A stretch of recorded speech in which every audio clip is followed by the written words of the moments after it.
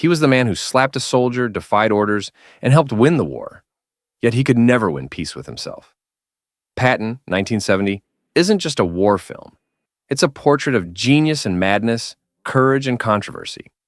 Behind every medal and speech lies a story most people have never heard. From secret rewrites to banned scenes, from fiery egos to historical mysteries. This is the untold story of Patton. So sit back and prepare for battle, because here are 10 things you didn't know about Patton in 1970. And trust me, by the end, you'll never look at this legendary war epic the same way again. 1. The opening speech was so controversial it was banned in some countries.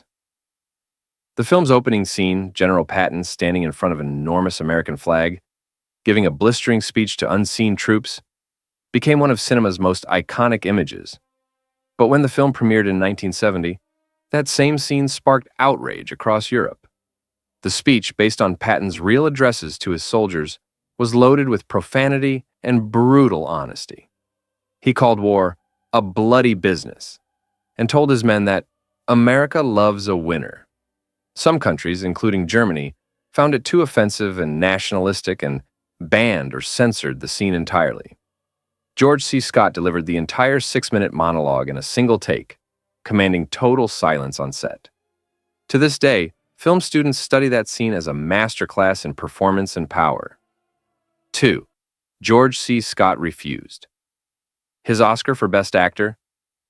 George C. Scott's portrayal of Patton was so intense, it earned him an Academy Award. But he famously refused it. Scott told the Academy in advance not to nominate him, calling the Oscars a 2-hour meat parade. He said comparing actors was humiliating. When he won, he was asleep at home in New York.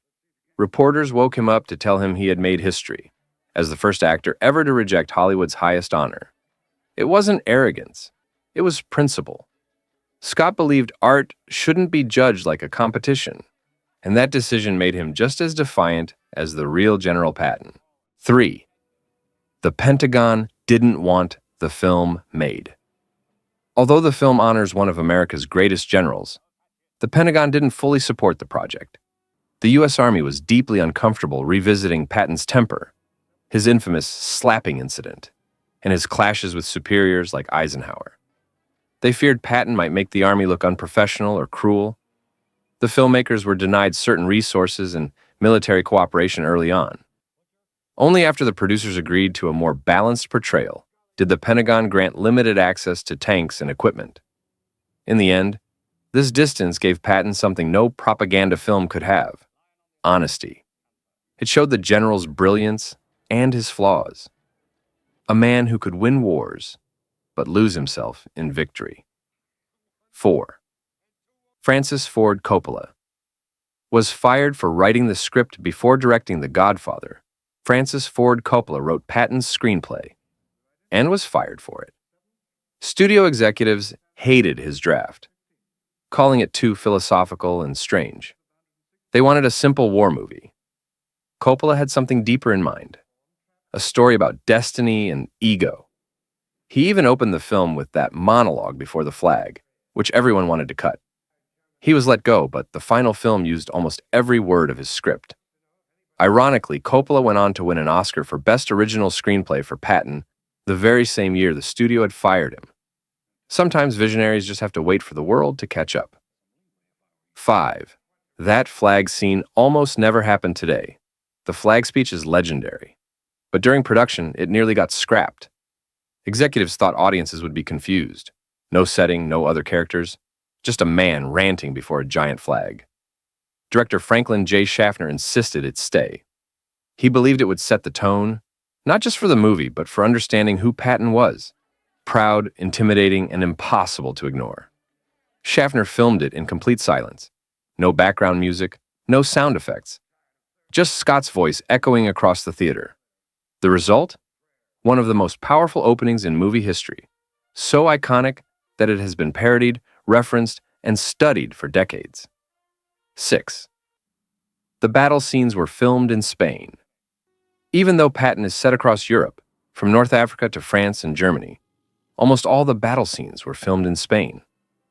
At the time, Francisco Franco's regime offered cheap access to soldiers, tanks, and artillery for filmmaking. Franco's army provided hundreds of extras to play both Allied and Axis troops. Ironically, the same government that supported Nazi Germany during World War II ended up helping create one of the greatest Allied war movies ever made. Filming in Spain gave Patton an unmatched level of scale and realism. Every explosion, tank, and formation you see on screen was real.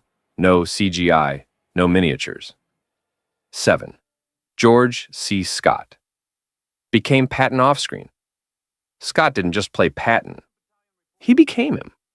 He spent months studying the general's journals, speeches, and interviews. He practiced Patton's clipped accent, aggressive posture, and habit of pacing like a caged tiger. During filming, Scott stayed in character even between takes. He yelled orders at extras, personally polished his medals, and refused to eat with the cast to maintain authority. At one point, a Spanish soldier accidentally saluted him as if he were a real general. His immersion gave the film its power. The arrogance, humor, and volcanic temper, all of it came from Scott's total commitment to truth. 8. The real Patton's family had mixed reactions. When the film premiered, members of Patton's family were divided. His son, George Patton IV, a general himself, called the performance eerily accurate, but other relatives felt the film exaggerated his father's temper and downplayed his faith. One of his daughters, Beatrice, said, "They made him seem mad when he was magnificent."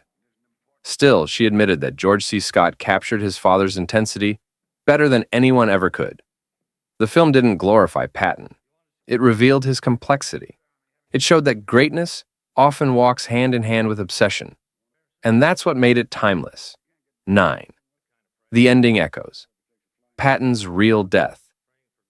The haunting final line, "All glory is fleeting," hits harder once you know the truth. Just months after World War II ended, General Patton died in a mysterious car accident in Germany. He had survived the war, but couldn't survive peacetime.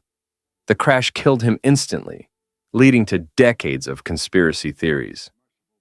Some believed he was silenced for his outspoken criticism of Soviet leaders. Others said it was pure fate. Either way, the movie's ending, Patton walking away into history, feels prophetic. It's as if the film knew how his story would end. 10. It redefined the modern war movie. Before Patton, war films were about glory and brotherhood. But this movie changed everything. It showed war as both inspiring and tragic, led by men who were as flawed as they were brilliant. Patton wasn't a hero or a villain. He was human. His victories were legendary, but his ego nearly destroyed his career. That complexity inspired later war films like Apocalypse Now, Full Metal Jacket, and Saving Private Ryan. The movie didn't just win 7 Oscars. It transformed how Hollywood told stories about war and leadership.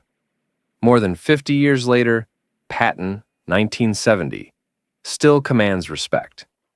Not because of its battles, but because of its honesty. It reminds us that heroes are never perfect, and that the line between greatness and madness is razor thin. George C. Scott once said, "Patton was a man who wanted to be Caesar, but was born in the wrong century." And maybe that's why the movie endures, because every generation has its own Patton, a leader both admired and feared.